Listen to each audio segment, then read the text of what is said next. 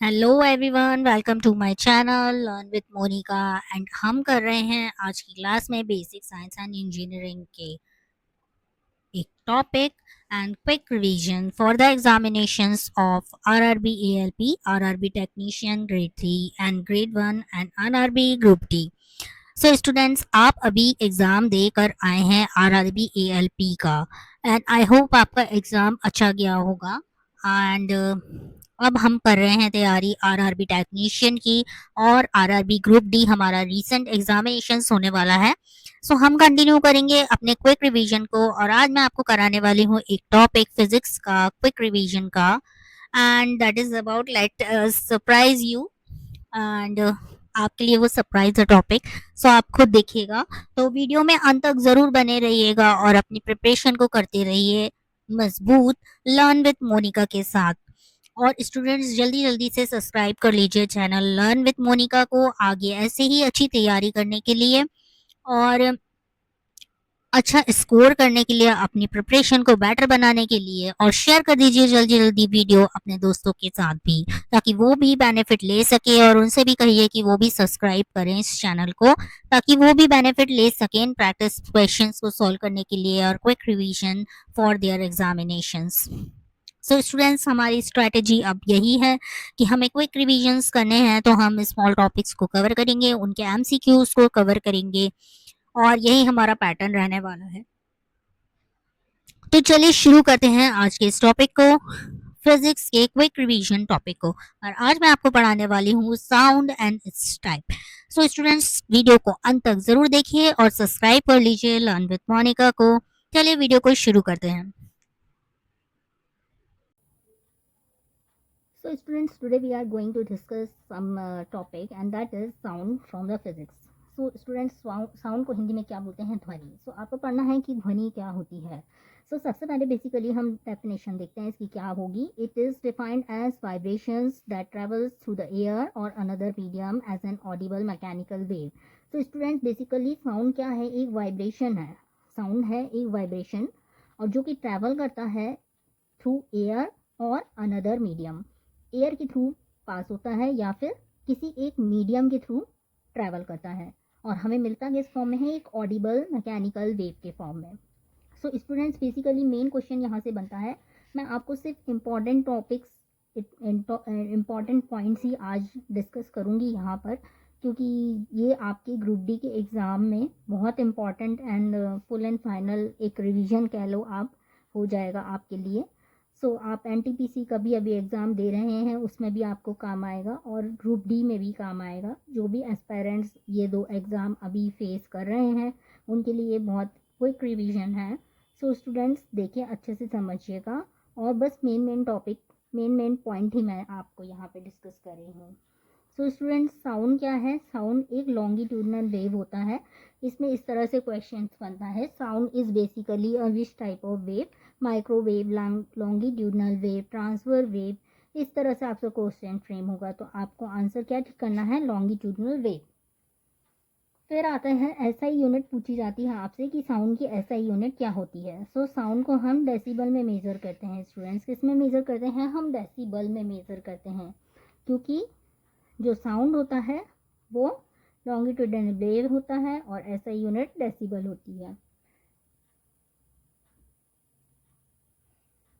फिर देखिए, फिर एक सवाल आता है एग्जामिनेशन में कि जो ह्यूमन ईयर है वो कितना सुन सकते हैं, कितने हर्ट्ज की फ्रिक्वेंसीज, कितने हर्ट्ज की फ्रिक्वेंसीज के रेंज के बीच में एक human, normal human ear hear कर सकता है। सो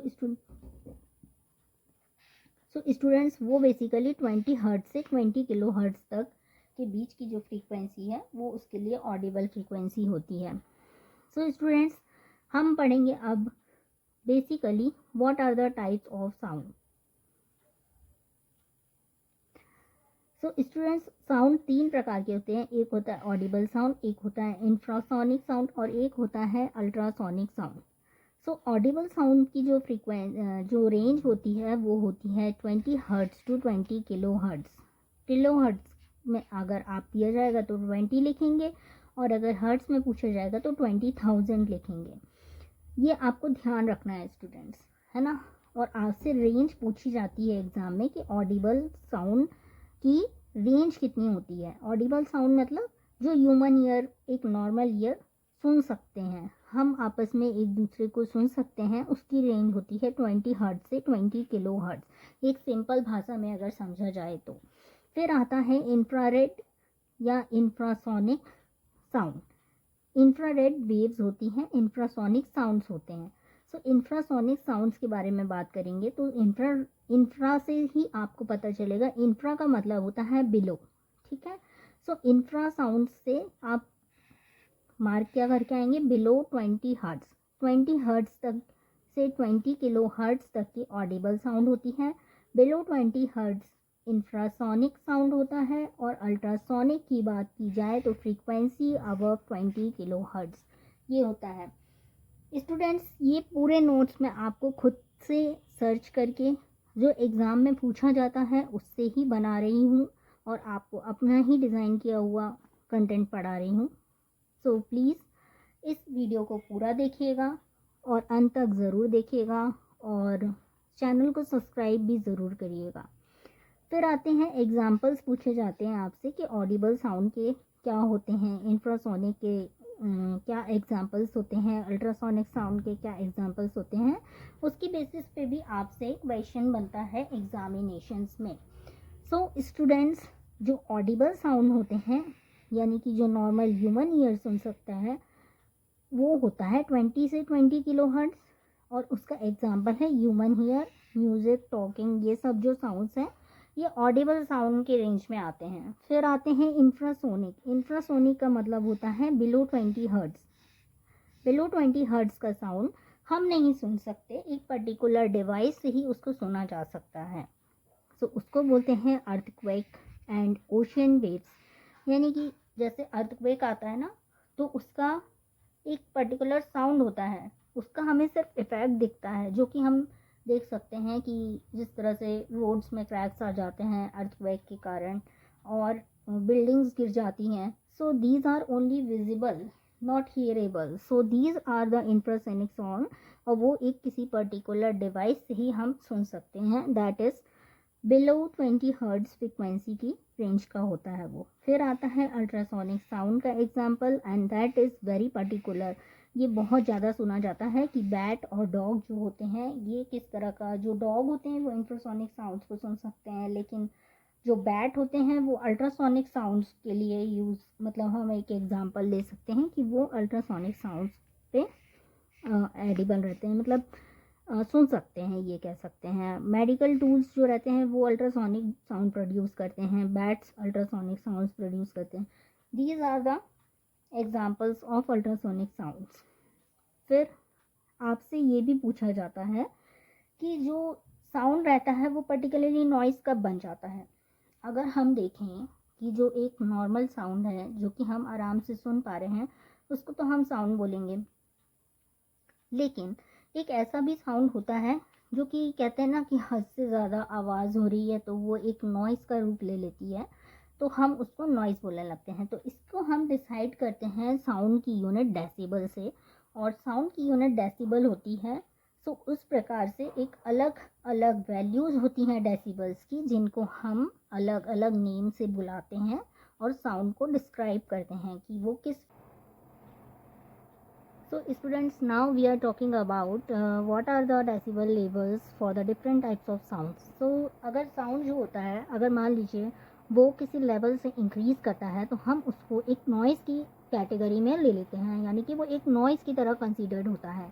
अब नॉइज़ भी दो तरह के होते हैं, एक तो ऐसा नॉइज़ जो कि बियरेबल होता है, लेकिन एक ऐसा नॉइज़ भी होता है जो कि बियरेबल नहीं होता है, तो हम उसको पेनफुल की कैटेगरी में रख देते हैं। एंड तो इस तरह से हमारी तीन कैटेगरी हो जाती हैं साउंड की या नॉइज़ की। सो एक होता है नॉर्मल साउंड, जिसको हम कितने डेसिबल तक मेजर करते हैं और उसका कितना डेसिबल होता है वो होता है 60 dB। सो 60 dB का जो साउंड होता है हम उसको एक नॉर्मल साउंड की कैटेगरी में कंसीडर कर सकते हैं।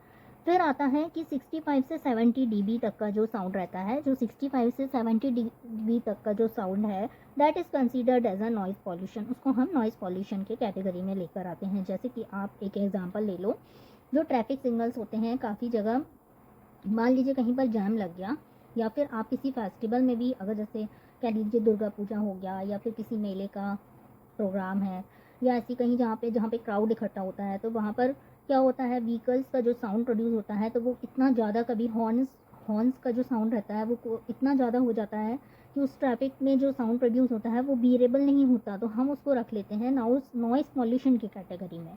तो इस तरह के नॉइज़ को हम क्या बोलते हैं, नॉइज़ पॉल्यूशन की कैटेगरी में। अब सपोज़ करिए कि कहीं पर कोई मैरिज हो रही है और वहाँ गार्डन में साउंड मतलब जो बैंड्स हैं वो बज रहे हैं, म्यूज़िक्स बज रहे हैं। सो कभी कभी इतना लाउड म्यूज़िक बजता है जिसको हम बोल सकते हैं कि वो नॉइज़ पॉल्यूशन की कैटेगरी में आता है।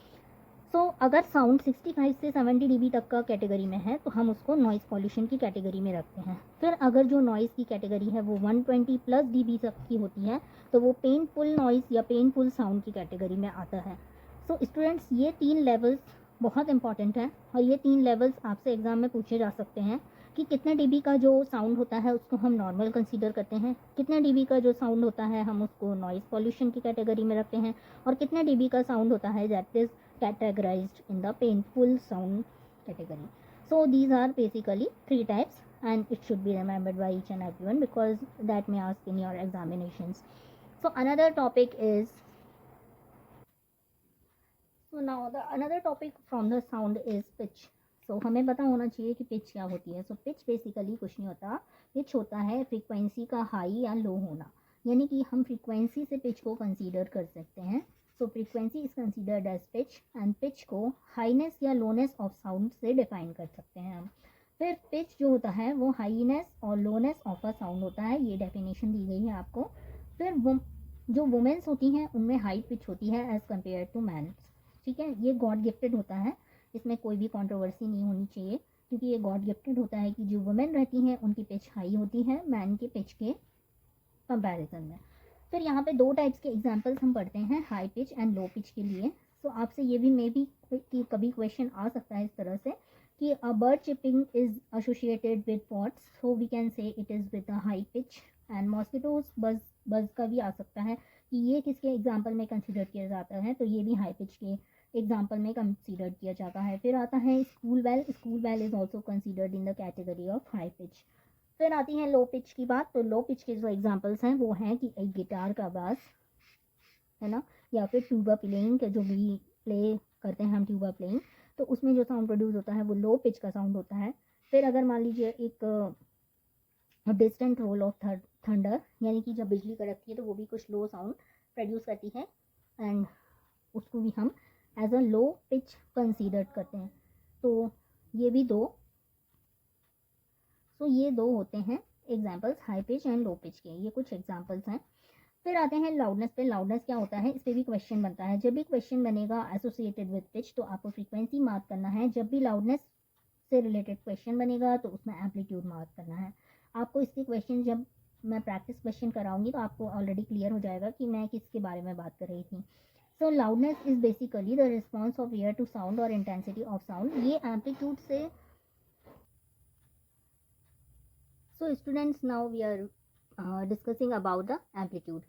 लाउडनेस क्या होता है, loudness is the response of ear to sound और इंटेंसिटी ऑफ साउंड। हम इसको एम्पलीट्यूड से डिफाइन करते हैं, तो जब भी एम्पलीट्यूड पूछा जाएगा तो आपको लाउडनेस टिक करना है।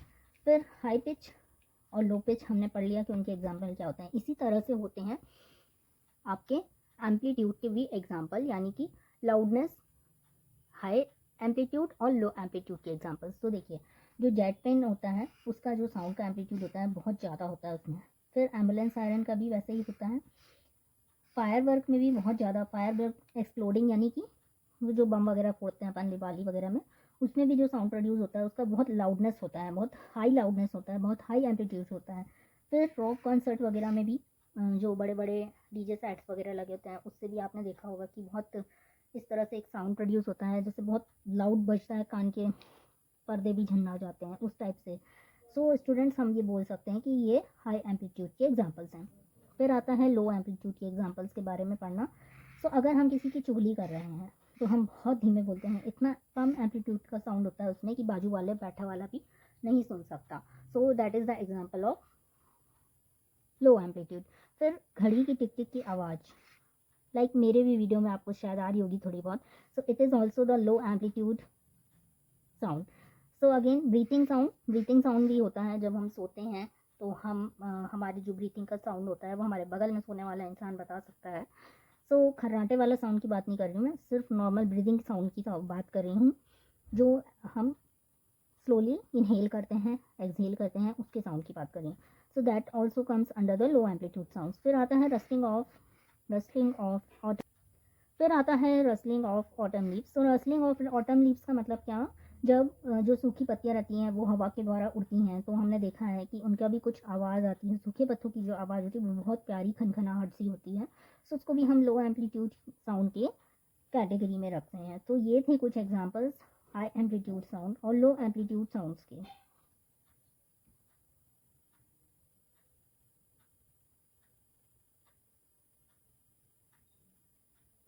सो ये थे कुछ examples low amplitude sound and high amplitude sounds के. सो एग्जाम में इनके एग्जांपल्स पूछे जाते हैं. अगर आपसे पूछा जाएगा school bell considered as a low pitch sound, high pitch sound, low amplitude sound, high amplitude sound, so it is considered as a high pitch sound. बस यही टाइप के क्वेश्चंस आपको फ्रेम होते हैं कि अ जेट प्लेन साउंड या jet engine sound is comes under a high pitch sound, low pitch sound, high amplitude sound, low amplitude sound. तो हमें पता है कि ये हाई एम्पलीट्यूड साउंड में कंसीडर्ड होता है.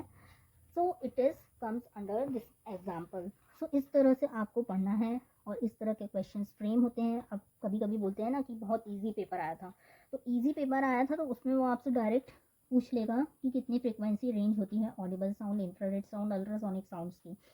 अब पूछेगा एग्जामिनर की बहुत हाई लेवल का क्वेश्चन आ गया था या मीडियम लेवल का क्वेश्चन आ गया था एनटीपीसी में बेसिकली, तो ये एग्जांपल्स बेस्ड क्वेश्चन भी आ जाते हैं कि अ मॉस्किटो बज प्रोड्यूसेस अ high pitch sound, high frequency sound. High pitch या हाई फ्रिक्वेंसी बोलेगा तो आपका सेम ही है, और हाई एम्पलीट्यूड और हाई लाउडनेस बोलेगा तो सेम है. ये आपको ध्यान रखना है और इसके अलावा कुछ नहीं ध्यान करना है. तो आज के सेशन में हमने कवर किया sound, its types, it's frequency ranges and decibels, level, pitch and amplitude यानी कि loudness. These all I have covered in this session. आज का सेशन आपको बेनिफिशियल लगा कि नहीं, कमेंट बॉक्स में ज़रूर बताइएगा, और चैनल को सब्सक्राइब कर लीजिएगा, दोस्तों के साथ वीडियो को शेयर करिएगा और बने रहिएगा ऐसे ही मेरे साथ तैयारी करने के लिए लर्न विथ मोनिका में. Thank you for watching the video.